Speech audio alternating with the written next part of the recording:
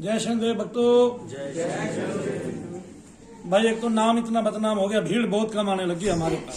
समझ में नहीं आ रहा लोग इतने कम कैसे आ रहे। ऐसे तो हमारे पास कुछ भी आना बंद हो जाएगा। क्यों सरदार जी? एक बार देख तो लें, दिखा दो भाई। लाखों की संख्या में लोग आते थे, हजारों की में रह गए बस। शनिदेव महाराज की जय। जय शनिदेव। जय शनिदेव। लोग लोगों को भेजेंगे तब जब उनके संपूर्ण मकसद पूरे हो जाते हैं। मैं ठीक हूंगा तभी तो दूसरे को भेजूंगा ना। कुछ लोग बहुत लंबे समय से भी आ रहे हैं, वो दूसरों को भेज रहे हैं। ये जो भूत प्रेत की प्रक्रिया है बहुत ही तीखी है, बहुत ही सूक्ष्म होते हैं प्रेत। सबसे बड़ी बात तो ये है कि मैं एक देवता को मानता हूं। वो देवता दुनिया में सबसे छोटा है, मैं अपने मुंह से कहता हूं।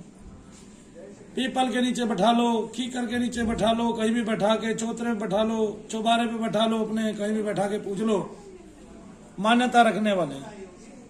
देवता वैसे छोटे बड़े नहीं होते। मेरे देवता इसलिए छोटे हैं क्योंकि वो सबके दिल में रहते हैं। बाकियों के तो सबके दिल में रहते हुए भी जो है खोट करते हैं। क्यों? क्योंकि सब अपने देवताओं से सृष्टि का विस्तार तो तय करते हैं कि भाई मैं सिख से पूछूंगा तो वो कहेगा कि सारी दुनिया गुरु नानक ने बनाई और उनसे ही एक नूर थे सब जगह उपजा। और जब देखने की बात आती है तो जो गुरुओं ने देखा वो तो अलग देखा, लेकिन वो जो देखते हैं वो देखते हैं ये हिंदू है, ये मुस्लिम है, ये सिख है, ये ईसाई है। ऐसा कितने लोग होते हैं जो सबके अंदर अपने इष्ट को देखते हैं। बहुत ही कम लोग होते हैं जो सबके अंदर अपने इष्ट को देख पाते हैं। पहले तो इष्ट को देखने की समझ होनी चाहिए। मानव की जो औकात है वो इतनी बड़ी है कि भगवान की औकात उसके सामने बहुत छोटी पड़ गई है। उसके पीछे कारण यह है कि जो मानव है वो अपने आप को बहुत बड़ा मानता है, बहुत बड़ा मानता है। उसको पता है उसके दिल में, हृदय में ईश्वर रहते हैं उसके, लेकिन वो कभी नहीं झांकता। इससे उसका अहंकार पनपता है। यहाँ थोड़ा सा मिलते ही आदमी पनप जाता है, अहंकारी हो जाता है। थोड़ा सा धन आते ही उसके जो है ना क्या कहते हैं वो लग जाते हैं, पंख लग जाते हैं, उड़ने लगता है। लक्ष्मी को घर का समझने लगता है कि ये कभी ना आएगी ना जाएगी। ठीक है, अब तो आके ठीक स्थिर हो गई है ना। जिसके पास बहुत ज्यादा पैसा होता है उसको पैसे के जाने का डर होता है। भय सभी को है। जिसके पास बहुत ज्यादा ताकत होती है उसको भरे चौक पे एक थप्पड़ मार दो तो उसका ताकत का सारा रहस्य घट जाता है ना। तो जिसके पास जिस चीज की अति होती है, जिसके पास ज्ञान होता है और उसको आके छोटा बच्चा हरा दे, पता चले जैसे बहुत पंडितों के पास ज्ञान था, एक दिन भगवान शंकराचार्य आए, सबका बल छीन लिया, सबका ज्ञान छीन लिया और उपनिषदों की व्याख्याएं कर दी। ठीक है, धर्म ग्रंथों की परिपूर्णता से व्याख्याएं कर दी।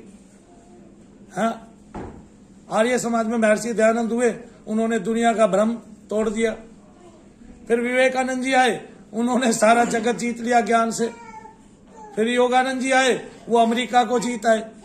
फिर प्रभुपाद जी महाराज आए, सबसे हरे कृष्ण हरे राम बुलवा दिया, बता दिया यार तुम प्रीति तो करते ही नहीं हो किसी से। नहीं, महात्मा बुद्ध आए तो उन्होंने कहा शांति की ओर चलो। चलना भी चाहिए था सबको शांति की ओर, है ना। जापान जैसे देश में एक भी प्रेत आत्मा नहीं है। क्यों नहीं है? क्योंकि जो देश से प्रेम करता है वो कभी भी प्रेत नहीं बनता। इसी तरह जो गुरु ग्रंथ साहिब से प्रेम करता है वो कभी भी प्रेत योनि में नहीं जाता। सरदारों में बहुत कम लोग प्रेत बनते हैं क्योंकि वो जीते जी बहुत ज्यादा सेवा करते हैं। इसका मतलब सेवा कहीं मायने रखती है, उठाव कहीं मायने रखता है और वो करनी भी चाहिए। ऐसे में उत्पन्न होते हैं यीशु मसीह आते हैं। बस एक नूर से सब जग उपजा।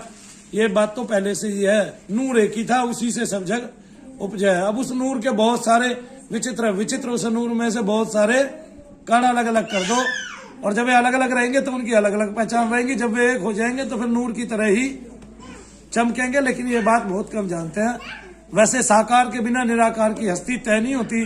ठीक है ना। जब तक साकार रूप में आके वो बताएगा नहीं, करेगा नहीं, तब तक जो है उसकी हस्ती का प्रमाण नहीं मिलता। साकार के मुख से ही वो हस्ती को बताता है। यानी कि पहले मानव की रचना करता है, फिर वे मानव बैठ के ब्रह्म की चर्चा करते हैं।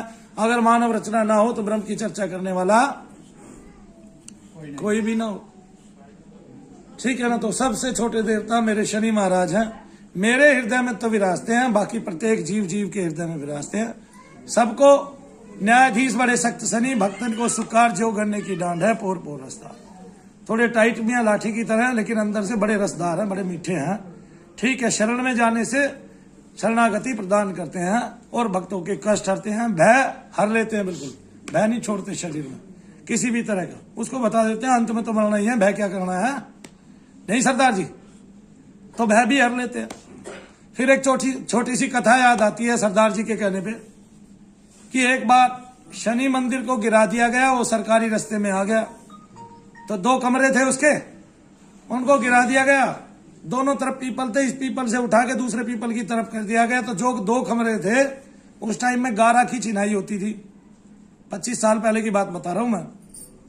गारा की चिनाई होती थी और उन ईंटों को झाड़ झाड़ के पंडित जी ने एक तरफ रख दिया। क्या कर दिया? एक तरफ रख दिया। ईंटें ऐसी हो गई जैसे 2 चट्टे लगे हुए हों और 2 ट्रक ईंट हो। अब उन ईंटों की तो जरूरत थी नहीं, क्योंकि सरकार ने जिस हिसाब से वो सड़क बनाई, सड़क की दीवार साथ बना दी, तो उस तरफ की दीवार भी बन गई। पंडित जी को लोभ आ गया और पंडित जी ने उसकी ईंटें, जो बर्तन बेचते हैं ना, वो कंधे पे वो लगा के साड़ी के बदले में बर्तन, उनको दे दी, है ना। वे ले गए, अपनी झोपड़ी बनाई उन्होंने और उन्होंने सोचा मस्ती से रहेंगे। लेकिन पहले ही दिन से उनके घर में कलेश ने पैर रख लिया। आगे आने वाले 10 दिनों के अंदर अंदर उनका आमूल चूल परिवर्तन हो गया। पूरे दिन मार्केट में भटके बेचारे, जैसे पहले बर्तन बिकते थे बिके ना। और 20 दिन से दोनों पति पत्नी ने एक भी बर्तन नहीं बेचा, खाने तक के लाले पड़ गए उनको लगा यार ये तो कुछ बात हो गई, जरूर हमने कोई ना कोई अपराध कर दिया। वो भागे भागे मंदिर पे आए तो देखा पंडित जी का जो है पैर टूट गया है। पंडित जी से पूछा, अरे पंडित जी आपका पैर कैसे टूटा? बोला पता नहीं, मैं मंदिर पे जो है सवेरे सवेरे आ रहा था और मेरे को ऐसे लगा जैसे अचानक किसी ने उछाल दिया और फर्श पे गिरा दिया, तो मेरी कूली टूट गई भाई उसी टाइम।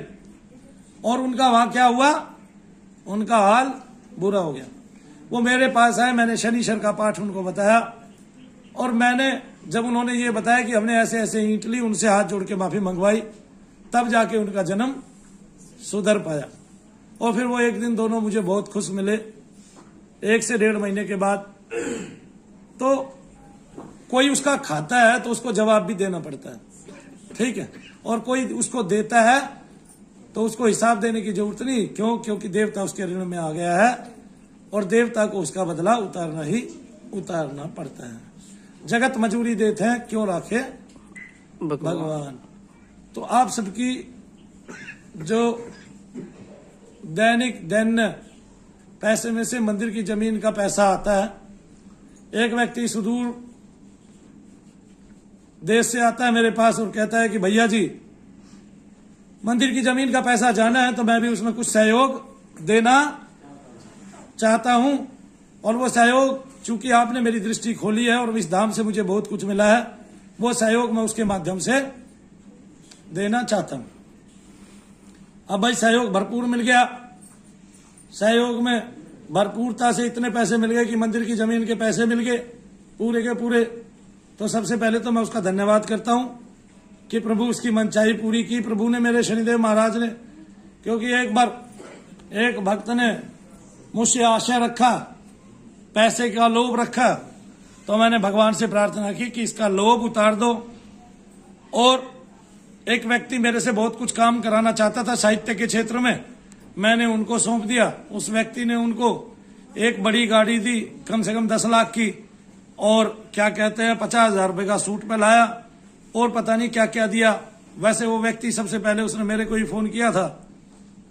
तो मैं तो चाहता हूं कि सबकी इच्छाएं पूर्ति हो जाए, लोभ की भी पूर्ति भगवान करे आपके की, ठीक है, और वो किसी को भी किसी प्रकार का कष्ट ना दे, दुख ना दे। लेकिन कर्मों का जो भोग है वो तो पाना पड़ेगा।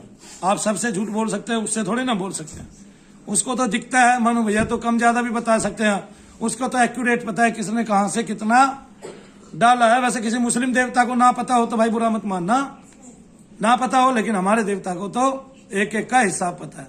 प्रीतम भैया 2 साल बाद भी हमारे पास कोई आता था तो ये बताते थे इसने इतनी क्रिया कराई है, इसका इतना बैलेंस रह गया है और इतनी क्रिया इसको बताई गई थी। और बहुत बार तो टोटल मिला के क्रिया बता देते थे, सब कुछ बता देते थे। एक एक चीज का हिसाब हमारे पास वन देवी के माध्यम से होता था। एक हमारे दूत थे, अजय विजय दूत थे, हैं अभी भी, वो बताते थे प्रीतम को। जब प्रीतम पूछता था तो वो इशारे से ही बता देते थे हमने इतना काम कर लिया है परफेक्शन तरीके से। ये व्यक्ति आया, इसके घर से इतने प्रेत हम उठाकर लेकर आए थे। तो इस तरह से पूरा डाटा जो है वो दरबार के पास पहले से ही मौजूद है।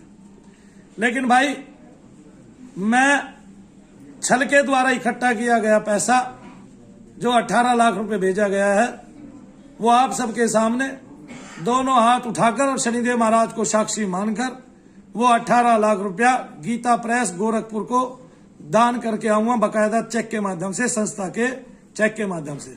ठीक है, मैं ये चाहता हूं कि वो भारतीय साहित्य को बढ़ाने में लगे, संस्कृति को बढ़ाने में लगे। लेकिन मनु भैया अपने इस मंदिर में, क्योंकि उसके पीछे छल की नियति थी, उस पैसे को नहीं लगाएंगे, उससे भारतीय साहित्य का प्रचार जरूर होगा। तो मेरी कोई भी मंशा नहीं है किसी का दिल दुखाने की, और पैसे से मुझे प्रेम बिल्कुल भी नहीं है। कोई ये सोचे कि इस भाई आदमी को पैसे से प्रेम है, ठीक है। और सबसे बड़ी बात तो हमारी धर्मपत्नी साथ में बैठी हुई है, सहभागिनी साथ में बैठी हुई है, और उनसे भी आप पूछ सकते हो कि मुझे इस चीज का मोह नहीं है। उसको थोड़ा बहुत हो भी सकता है, मैं नहीं कहता, लेकिन मुझे इस चीज का बिल्कुल भी शुरू से ही मोह नहीं है। और मैं भगवान के लिए तो अपना सर्वस्व त्याग सकता हूं। पैसे की तो कोई औकात नहीं, पहले पैसा नहीं था तब भी अंगदान तक कर दिया एक किताब छपवाने के लिए, तो इसमें कोई बड़ी बात नहीं है। मुझसे कोई कुछ भी ले सकता है भगवान के नाम पे, प्रचार के नाम पे।